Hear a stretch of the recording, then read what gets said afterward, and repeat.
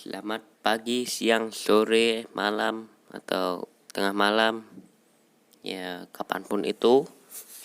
Di video kali ini saya akan membahas sejarah Perang Vietnam dari awal sampai akhir. Nah, Perang Vietnam ini juga disebut sebagai Perang Indochina kedua. Yang pertama itu sama Perancis kalau nggak salah. Menurut sebagian besar sejarawan, Perang Vietnam yang juga disebut sebagai Perang Indochina kedua secara resmi dimulai akhir tahun 50-an. Meskipun konflik di Asia Tenggara tersebut sudah berakar sejak periode kolonial Prancis, Vietnam sendiri dikenal sebagai negara yang anti kolonialisme, khususnya sejak bebas dari cengkraman Kekaisaran Tiongkok. Oleh karena itu, mereka selalu menentang Jepang dan pemerintahan boneka, taulah, Vichy Prancis yang memerintah mereka selama Perang Dunia II berlangsung. Melansir dari laman histori, setelah blok Aksis atau blok poros menyerah pada tahun 1945, Vietnam berada dalam status quo.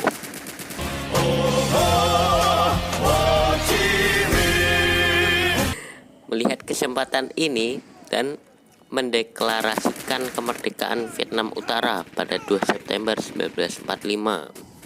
Ia pun menjadi presiden pertama dari Republik Demokratik Vietnam yang berhaluan komunisme. Dalam pidatonya, ia menyindir imperialisme Barat dengan mengutip kalimat dari Deklarasi Kemerdekaan Amerika Serikat. Semua manusia diciptakan sama. Mereka diberkahi oleh pencipta mereka dengan hak-hak tertentu yang tidak dapat dicabut. Antaranya adalah kehidupan, kebebasan, dan pencarian akan kebahagiaan. Selanjutnya pada Juli 1946, Ho Chi Minh menolak proposal Prancis yang menawarkan pemerintah terbatas atas Vietnam dan memulai perang gerilya melawan Prancis. Perang Indochina pertama antara Vietnam dan Prancis secara resmi dimulai sejak saat itu. 4 tahun kemudian, tepatnya pada bulan Januari 1950, Tiongkok dan Uni Soviet secara resmi mengakui Republik Demokratik Vietnam. Keduanya pun mulai memasok bantuan senjata, ekonomi, militer, seperti itu kepada para pejuang perlawanan komunis di negara itu. Dengan bantuan dari dua raksasa komunis tersebut, Vietnam meningkatkan serangan mereka terhadap pos-pos Prancis. Melihat hal ini, Amerika menganggap sebagai ancaman dan meningkatkan bantuan militer mereka untuk Prancis.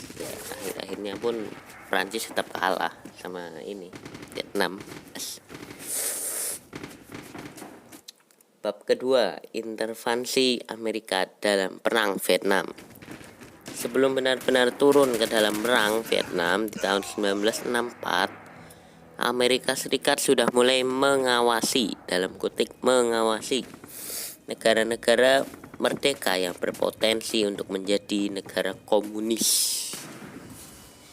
Dalam pidatonya di depan Kongres pada Maret 1947, Presiden Amerika Harry Truman menyatakan sebuah kebijakan luar negeri di mana Amerika Serikat akan membantu negara manapun yang stabilitasnya terancam oleh paham komunis. Kebijakan ini dikenal sebagai Doktrin Truman. Lewat kebijakan tersebut, Amerika kemudian membantu Prancis selama Perang Indochina pertama berlangsung. Sayangnya, pasukan Prancis semakin terpojok oleh taktik gerilya yang dipakai pasukan Vietnam Utara. Pada bulan April 1954, Presiden Amerika Dwight D. Eisenhower mengatakan jatuhnya Indochina dari tangan Prancis ke komunis dapat menciptakan efek domino di Asia Tenggara. Tapi nyatanya nggak terlalu berpengaruh, meskipun negara Vietnam sudah merdeka kan nggak terpengaruh. Mau Laos atau Thailand nggak terpengaruh. Sekitar bulan Maret sampai Mei 1954, pasukan Prancis mencoba menaklukkan kembali Indochina, tapi dipermalukan di Dien Bien Phu oleh pasukan Viet Minh yang dibantu oleh Tiongkok dan Uni Soviet.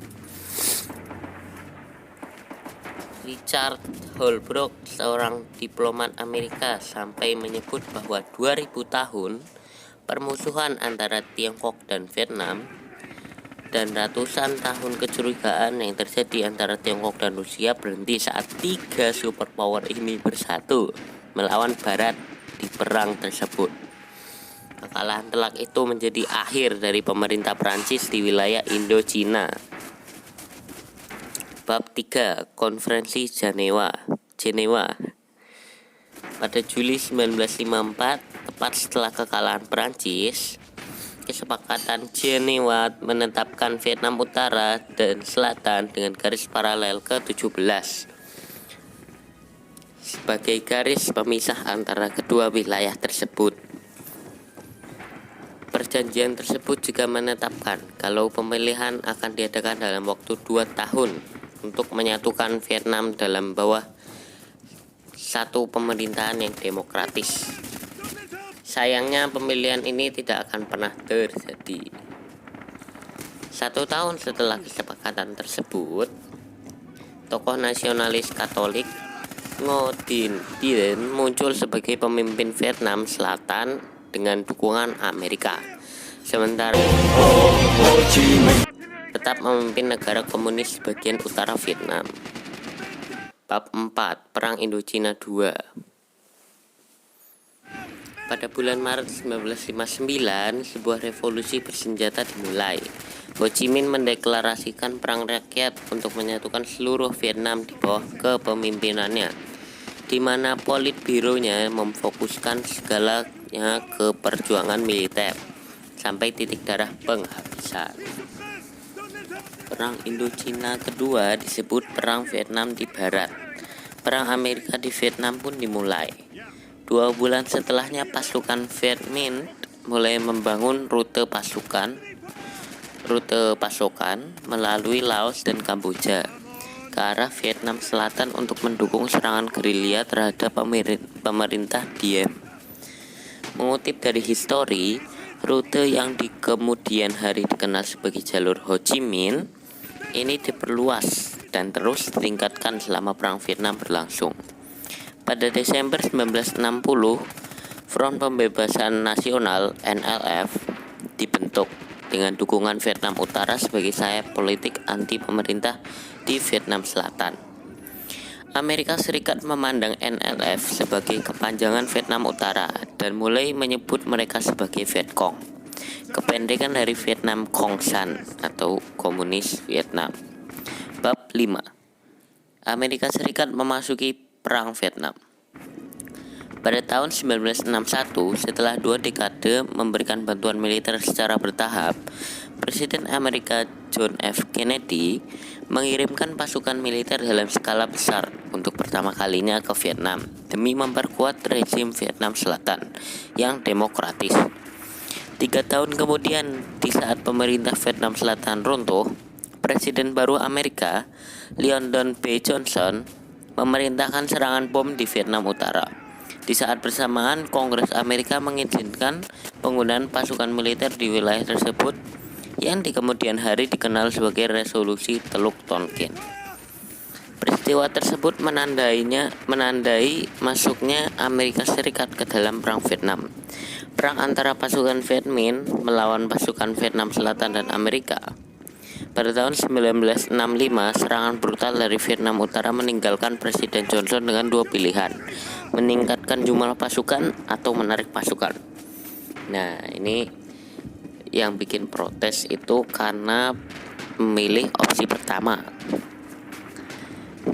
Jadi pasukan Amerika di Vietnam melonjak menjadi lebih dari 300.000 orang. Selama beberapa tahun ke depan, panjangnya perang, tingginya jumlah korban dari pihak Amerika, dan keterlibatan Amerika dalam kejahatan perang seperti pembantaian di My Lai, war crime, melahirkan gelombang protes di Amerika Serikat. Protes ini akan mengarahkan pada gerakan perdamaian di Amerika dan berujung pada penarikan pasukan Amerika di Vietnam. Bab 6. Akhir keterlibatan Amerika dalam Perang Vietnam. Melansir dari BBC, pada tahun 1969 ketika protes terhadap perang semakin meningkat di Amerika Serikat, Presiden Richard Nixon memulai penarikan pasukan Amerika secara bertahap dari Vietnam sampai tahun 1972. Pada tahun 1971, New York Times menerbitkan serangkaian artikel yang merinci dokumen Departemen Pertahanan yang bocor tentang Perang Vietnam, yang dikenal sebagai Pentagon Papers. Laporan tersebut mengungkapkan bahwa pemerintah Amerika telah berulang kali dan secara diam-diam meningkatkan keterlibatan Amerika dalam perang tersebut. Akhirnya pada bulan Januari 1973, perlawanan Amerika Serikat, Vietnam Utara dan Selatan dan Vietnam menandatangani perjanjian damai di Paris, mengakhiri keterlibatan militer langsung Amerika dalam perang Vietnam. Ketentuan utama dari perjanjian tersebut termasuk gencatan senjata di seluruh Vietnam, penarikan pasukan Amerika, dan pembebasan tawanan perang. Lebih lanjut lagi, pemerintah Vietnam Selatan akan tetap ada sampai pemilihan baru diadakan, dan pasukan Vietnam Utara yang berada di wilayah selatan tidak boleh maju lebih dekat atau diperkuat. Namun pada kenyataannya, perjanjian tersebut hanyalah akal-akalan Vietnam Utara untuk mengurangi pasukan Amerika. Bahkan sebelum pasukan terakhir Amerika berangkat, mereka melanggar gencatan senjata, dan pada awal 1974, perang skala penuh dimulai kembali. Pada akhir 1974, otoritas Vietnam Selatan melaporkan bahwa 80.000 lebih tentara dan warga sipil mereka tewas dalam pertempuran sepanjang tahun itu, menjadikan tahun terburuk dalam sejarah Perang Vietnam. Bab 7. Operasi Frequent Wine. Pada 29 April 1975, Operasi Frequent Wine diluncurkan. Operasi ini adalah fase terakhir dalam evakuasi warga sipil Amerika dan warga Vietnam yang beresiko dari Saigon. Melansir dari laman Vintage News, lebih dari 7.000 orang diungsikan dengan helikopter dari berbagai titik di Saigon. Pada 30 April pukul 8 pagi, pasukan Amerika terakhir sebelum marinir kedatangan meninggalkan Saigon dan mengakhiri intervensi Amerika Serikat di Vietnam. Setelahnya, pasukan Vietnam Utara langsung menaklukkan Saigon dengan sedikit perlawanan dari warga setempat. Pada pukul 11 pagi, bendera Viet Cong berkibar dari istana Presiden Vietnam Selatan. Pemimpin dari Vietnam Selatan, Duong Van Minh, pun menyiarkan pesan penyerahan tanpa syarat. Perang Vietnam secara resmi berakhir. Oke, terima kasih telah menyimak. Ini ada sedikit quote nih. Quote dari Kolonel Vietnam Utara, Bui Tin, yang artinya, kalian tidak perlu takut. Di kubu Vietnam tidak ada pihak pemenang dan tidak ada pihak yang kalah. Hanya pasukan Amerika yang berhasil kita kalahkan. Asik.